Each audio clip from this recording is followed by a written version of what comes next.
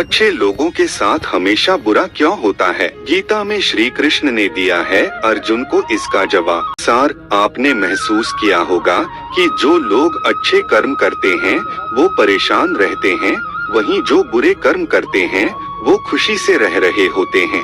अच्छे कर्म करने वाले परेशान होते हैं कि आखिर उन्हें इतनी परीक्षा क्यों देनी पड़ रही है, जबकि जो अधर्म की राह में हैं, वो खुश हैं और जिंदगी का लुत्फ उठा रहे हैं।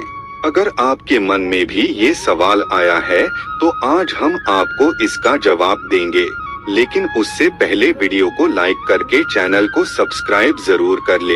ये जवाब वो है जो भगवत गीता में लिखा है और श्री कृष्ण ने अर्जुन को दिया था। भगवत गीता में वर्णित कथा के अनुसार जब भी अर्जुन के मन में कोई दुविधा होती थी तो वो श्री कृष्ण के पास पहुंच जाते थे। एक बार की बात है, अर्जुन भगवान श्री कृष्ण के समीप आकर कहा कि वो दुविधा में हैं और इसका जवाब वो श्री कृष्ण से चाहते हैं। श्री कृष्ण ने पूछा कि क्या सवाल है? अर्जुन ने कहा, मुझे ये जानना है कि अच्छे लोगों के साथ हमेशा बुरा ही क्यों होता है, वहीं बुरे लोग खुशहाल दिखते हैं। अर्जुन के मुंह से ऐसी बातें सुनकर श्री कृष्ण मुस्कुराए और कहा, मनुष्य जैसा सोचता है और महसूस करता है वैसा कुछ नहीं होता है, बल्कि अज्ञानता की वजह से वो सच्चाई नहीं समझ पाता है। अर्जुन उनकी ये बात समझ नहीं पाए। इसके बाद श्री कृष्ण ने क्या कहा वो जानते हैं। श्री कृष्ण ने अर्जुन से कहा, पार्थ मैं तुम्हें एक कथा सुनाता हूँ,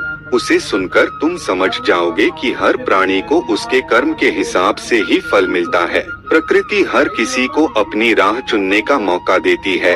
अब वो मनुष्य की इच्छा पर निर्भर करता है कि उसे धर्म की राह चुननी है या अधर्म की।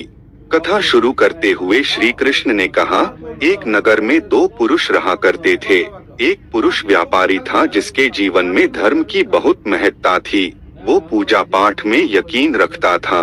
वो हर रोज मंदिर जाता था और दान धर्म भी करता था और हर रोज भगवान की पूजा करता था। वहीं दूसरा पुरुष बिल्कुल विपरीत था। वो हर रोज मंदिर तो जाता था लेकिन पूजा करने नहीं, बल्कि मंदिर के बाहर से जूते चप्पल चुराने। उसे दान और धर्म से कोई लेना देना नहीं था। समय बीतता गया और एक दिन बहुत जोर की बारिश हो रही थी।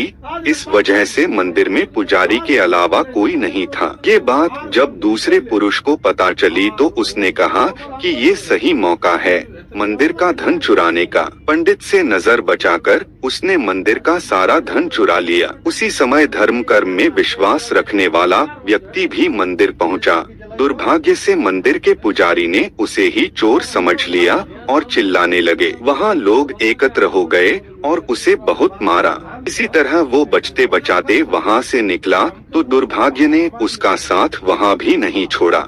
मंदिर के बाहर वो एक गाड़ी से टकरा गया और घायल हो गया। फिर वो व्यापारी लंगड़ाते हुए घर जाने लगा तो रास्ते में उसकी मुलाकात उस पुरुष से हुई जिसने मंदिर से धन चुराया था। उसने कहा, आज तो मेरी किस्मत चमक गई, एक साथ इतना सारा धन मिल गया। ये सब देखकर उसे बहुत बुरा लगा और उसने अपने घर से भगवान की सारी तस्वीरें निकाल दी। कुछ सालों बाद दोनों की पुरुषों की मृत्यु हो गई। मरने के बाद जब दोनों यमराज की सभा में पहुँचे और भले पुरुष ने दूसरे व्यक्ति को देखा तो उसे बहुत गुस्सा आया। उसने क्रोधित होकर यमराज से पूछ ही लिया, मैं तो हमेशा अच्छे कर्म करता था, दान में विश्वास रखता था, उसके बदले जीवन भर मुझे अपमान और दर्द ही मिला और इस व्यक्ति को नोटों से भरी पोटली। आखिर ऐसा भेदभाव क्यों? इस पर यमराज ने कहा, पुत्र तुम गलत समझ रहे हो। जिस दिन तुम्हारी गाड़ी से टक्कर हुई थी